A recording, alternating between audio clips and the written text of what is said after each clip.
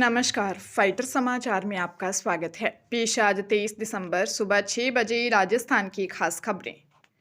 Shri Mata Vaishno Devi shrine board द्वारा श्रद्धालुओं के लिए महत्वपूर्ण RFID कार्ड की समय अवधि में बदलाव किया गया है।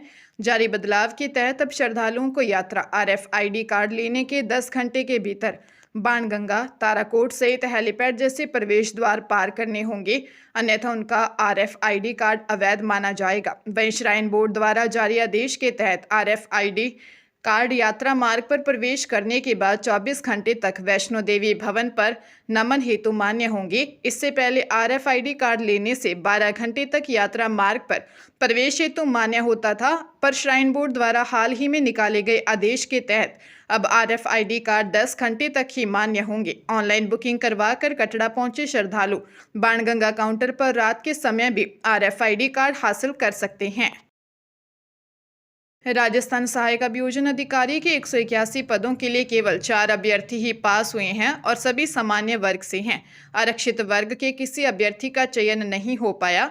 2700 में से 2696 अभ्यर्थियों के फेल होने के कारण 177 पद खाली रह गए हैं। यह मामला हाईकोर्ट पहुंच गया है। राजस्थान लोक सेवा आयोग की ओर से इस भर्ती के लिए चयन किया गया। सहायक अभियोजन अधिकारी भर्ती 2024 के लिए चयन परीक्षा में हर प्रश्न पत्र में 40% न्यूनतम अंक लाना अनिवार्य था, लेकिन 4 अभ्यर्थियों को छोड़कर कोई पास ही नहीं हो पाया। भर्ती के लिए 1 जून को मुख्य परीक्षा हुई, जिसमें 2700 अभ्यर्थियों ने भाग लिया। इनका परिणाम 10 दिसंबर को जारी हुआ था।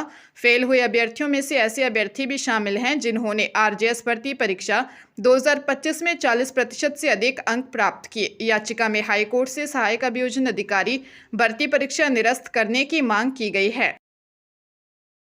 राजधानी जयपुर के जवाहर सर्किल थाना पुलिस ने करीब 5 करोड़ रुपए के क्रिप्टो करेंसी लेन देन से जुड़े साइबर फ्रॉड के नेटवर्क का खुलासा किया है। पुलिस ने मामले में साइबर ठगी के 2 सरगना और 1 खाता धारक को गिरफ्तार किया है। आरोपी ऑनलाइन ठगी से हासिल रकम को USDT के जरिए व्हाइट मनी में कन्वर्ट करते थे। पुलिस ने आरोपियों के कब्जे से 1 bank passbook, 6 chequebook, 4 ATM card, 1 फर्जी सिम कार्ड और 2 मोबाइल फोन जब्त किए हैं। DCP संजीव नैन ने बताया कि गिरफ्तार आरोपी 23 वर्षीय अनिल शौरान और 22 वर्षीय अनुराग सिंह निवासी जगतपुरा रामनगरिया तथा 21 वर्षीय शुभम गुप्ता निवासी मुरादाबाद है। पुलिस ने आरोपियों के मोबाइल फोन और व्हाट्सएप चैट की जांच की, जिसमें सामने आया कि उनके इस्तेमाल किए गए कम से कम 19 बैंक खातों के खिलाफ ऑनलाइन फ्रॉड की शिकायतें 1930 साइबर क्राइम पोर्टल पर दर्ज हैं। कोटा के RK-पुरम पुलिस ने सनसनीखेज हत्याकांड का खुलासा कर दिया। एक तरफा प्रेम में दोस्त की हत्या की गई थी। पुलिस के अनुसार चित्तौड़ हाईवे पर सर्विस लेन के पास एक गड्ढे में शव मिला था। मृतक की पहचान आंवली रोजड़ी निवासी 35 वर्षीय करण सिंह के रूप में हुई। SP ने बताया कि करण सिंह शुक्रवार सुबह घर से निकला था, लेकिन देर रात तक वापस नहीं लौटा। मृतक की पत्नी मालती की ओर से दर्ज कराई गई गुमशुदगी रिपोर्ट में जांच को अहम दिशा मिली। घटनास्थल से जुटाए गए फिंगरप्रिंट महत्वपूर्ण साक्ष्य साबित हुए। साथ ही कॉल डिटेल रिकॉर्ड और CCTV फुटेज की जांच में सामने आया कि हत्या से पहले करण अपने करीबी दोस्त दिलभर गुर्जर के संपर्क में था। पूछताछ के दौरान दिलभर गुर्जर ने हत्या की बात स्वीकार कर ली। आरोपी एक महिला से एक तरफा प्रेम करता था, जबकि मृतक करण सिंह उससे बातचीत करता था। इसी कारण आरोपी के मन में लंबे समय से रंजिश थी। राजधानी जयपुर में national level beauty pageant Venus miss and Mrs India international 2025 season 1 के ग्रैंड फिनाले का भव्य आयोजन अजमेर रोड स्थित एक रिजॉर्ट में किया गया। ग्रैंड फिनाले में मिस कैटेगरी में अंकिता सिंह, मिसेज कैटेगरी में अंकिता श्रीवास्तव एवं मिसेज प्रीमियम कैटेगरी में सीमा गुप्ता ने शानदार प्रदर्शन करते हुए विनिंग टाइटल अपने नाम किया।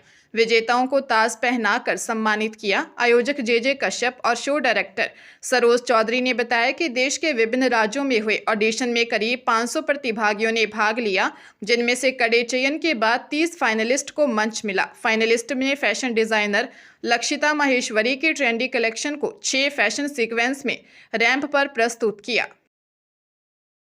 पानीपत के नौलथा गांव के पास सोनीपत एसटीएफ यूनिट और सीआईए 1 पुलिस की संयुक्त टीम की बदमाशों से मुठभेड़ हो गई। मुठभेड़ में शहमालपुर निवासी परमीत के पैर में गोली लगी, जबकि उसके 3 साथी देवेंद्र, साहिल और अमन पुलिस के हत्थे चढ़ गए। पुलिस ने आरोपियों के पास से 2 विदेशी पिस्टल, 1 देसी कट्टा और जिंदा कारतूस बरामद किए हैं। पकड़े गए बदमाश वही हैं जिन्होंने हाल ही में सेक्टर 12 निवासी व्यापारी यशपाल गर्ग से खुद को बम्बीहा गैंग का सदस्य बताकर 2.5 करोड़ की रंगदारी मांगी थी। सेक्टर 12 हुड्डा के रहने वाले यशपाल गर्ग ने थाना चांदनी बाग में दी शिकायत में बताया था कि उनके पास एक अज्ञात नंबर से व्हाट्सएप कॉल आई, जिसने अपना नाम संदीप राणा बताया और कहा कि वह बम्बीहा गैंग से है। उसने उससे 2.5 करोड़ की रंगदारी मांगी थी। पुलिस अब यह पता लगाया जा रहा है कि गिरोह के अन्य सदस्य कहां छिपे हैं और उन्होंने किन वारदातों को अंजाम दिया है। चित्तौड़गढ़ में बाइक सवार ससुर दामाद को तेज रफ्तार एसयूवी ने टक्कर मार दी। टक्कर इतनी तेज थी कि ससुर दामाद ने मौके पर दम तोड़ दिया। एसयूवी का ड्राइवर गाड़ी छोड़कर मौके से भाग निकला। हादसे के बाद हाईवे पर 1 किलोमीटर लंबा जाम लग गया और भीड़ जमा हो गई। हादसा गंगरार थाना इलाके में भीलवाड़ा चित्तौड़गढ़ नेशनल हाईवे 48 पर हुआ। एसआई कालूराम राव ने बताया कि हादसे में बाइक सवार 75 वर्षीय श्यामदास वैष्णव निवासी व्यास जी का बड़ला भीलवाड़ा अपने दामाद 55 वर्षीय गोपाल वैष्णव निवासी सादी चित्तौड़गढ़ के साथ बाइक पर सादी गांव से चित्तौड़गढ़ एक सामाजिक कार्यक्रम में शामिल होने जा रहे थे। इसी दौरान रास्ते में हादसा हो गया। पुलिस एसयूवी ड्राइवर की तलाश कर रही है।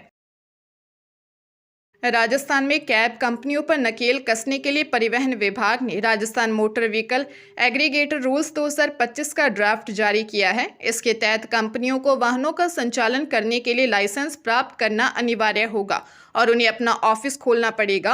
अगर कंपनियां नियमों का पालन नहीं करती तो लाइसेंस 3 माह तक निलंबित हो सकता है। 3 बार निलंबन या गंभीर अपराध की स्थिति में लाइसेंस रद्द कर दिया जाएगा। इसके अलावा राइड कैंसिल करने पर चालक या यात्री से अधिकतम 10% शुल्क लिया जाएगा। ड्राइवर को निर्धारित भाड़े का कम से कम 80% मिलेगा और यात्री अपने लाइव लोकेशन भी साझा कर सकेंगे। महिला यात्रियों को महिला ड्राइवर का चयन करने का विकल्प मिलेगा।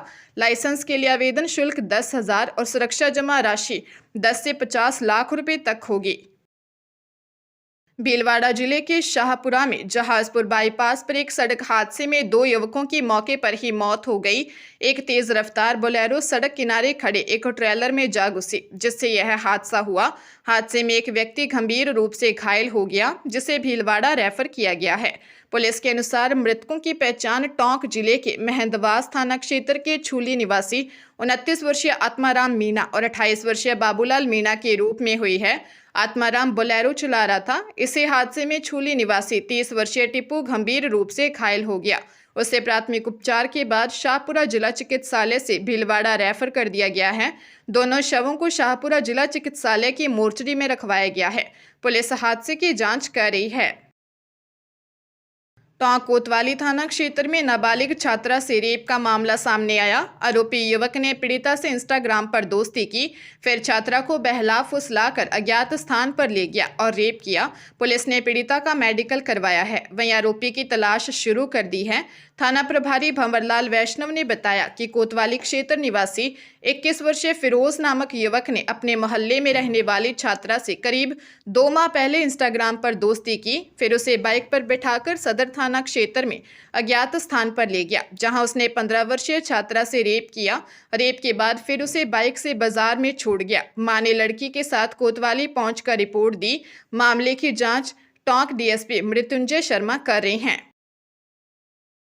अलवर के खेड़ली कस्बे के गांव रिंगसपुरा में चोरों ने एक मकान को निशाना बनाते हुए करीब 10 लाख रुपए के सोने चांदी के जेवरात और नकदी चोरी कर ली। चोरों ने वारदात को अंजाम देने से पहले घर में सो रहे दंपति को कमरे में बाहर से बंद कर दिया और आराम से चोरी कर फरार हो गए।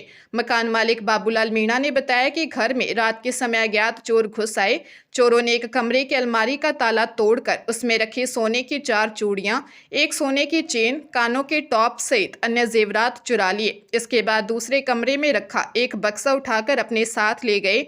चोरी से पहले चोरों ने घर के एक कमरे को बाहर से बंद कर दिया था, जिसमें बाबूलाल मीणा का पुत्र चेतराम, उसकी पत्नी और उसकी छोटी बेटी सो रही थी। सूचना पर पुलिस मौके पर पहुंची और चोरों की तलाश शुरू कर दी है।